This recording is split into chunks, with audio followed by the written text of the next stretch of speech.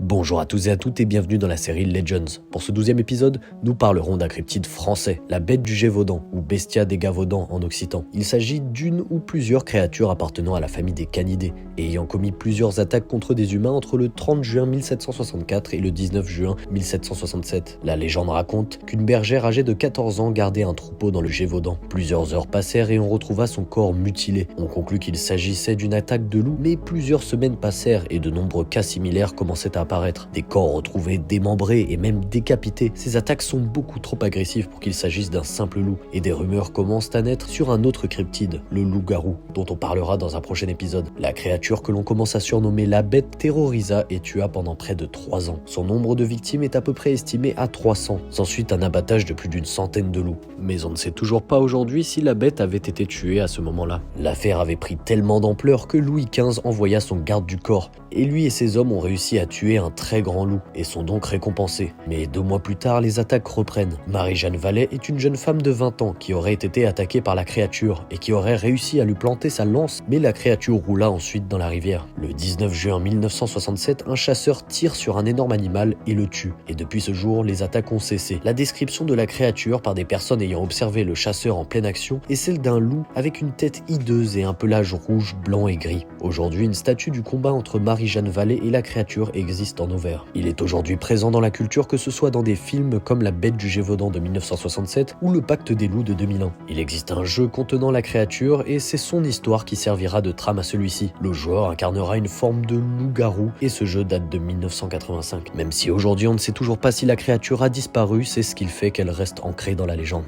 Merci à tous et à toutes d'avoir regardé cet épisode de Legends, n'hésitez pas à lâcher un like, à vous abonner et à me dire en commentaire quel cryptide ou légende voulez-vous que j'aborde la prochaine fois.